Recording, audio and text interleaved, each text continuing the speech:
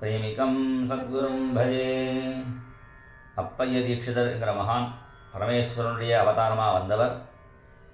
அவருடைய ஞானத்தை பார்த்து ராஜா அவருக்கு கனகாபிஷேகம் பண்ண அந்த தனத்தை வச்சு ஊரில் கோவில் கட்டலாம்னு கொண்டு போகிறார். அப்போ திருடர்கள்லாம் வர பொண்ணே பகவானை பரமேஸ்வரனை பிரார்த்தனை பண்ணுறார். அப்போ மார்க பந்துவா தஸ்கரானாம் பதையே நமகான்னு அந்த திருடர்களை விரட்டி பகவான் அவரை காப்பாற்றினார். அது மாத்திரம் இல்லை, கைலாச யாத்திரை போகும்பொழுதும் நிறைய பனி விழுந்து வழி தெரியாமல் ஆக அப்பையும் இந்த மார்கபந்து தொடக்கத்தை சொல்லி அவருக்கு பகவான் வழி காட்டினார் என்று சொல்லுவார். இதை விட நமக்கு பெரிய வழி கடைசியில் கிளம்புறோமே, அதுதான் பெரிய மார்க்கம். அந்த மார்க்கத்தில் பந்துவாக வந்து ராமநாமத்தை சொல்லி காசி விஸ்வேஸ்வரரா நமக்கு மார்க்கத்தை காட்டுறதுனால அவருக்கு மார்கபந்துன்னு பெயர். சிவராத்திரி புண்ணிய காலத்தில் அந்த மார்கபந்து ஸ்தோத்திரத்தை நம்ம அனுபவிப்போம். நம பார்வதி பதயே ஹர ஹர மகாதேவா. शम्भो महादेव देवा शिव शम्भो महादेव देवेश शम्भो शम्भो महादेव देवा. फालावनं रत्किरीटं फालनेत्राक्षिसादग्धपञ्चेषु कीतं शूलाहतारातिकूटं शुद्धमर्देन्दुचूडं भजे मार्गबन्धुं भजे मार्गबन्धुं शम्भो महादेव देवा.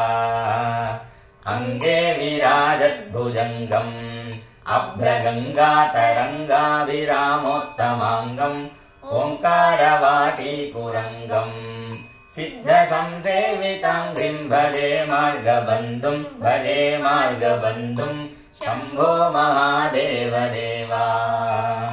नित्यं चिदानन्दरूपम् निह्नुताशेषलोकेश वैरिप्रतापं कार्तस्वरागेन्द्रचापं कृत्तिवासं भजे दिव्यसन्मार्गबन्धुं सन्मार्गबन्धुं शम्भो महादेव देवा.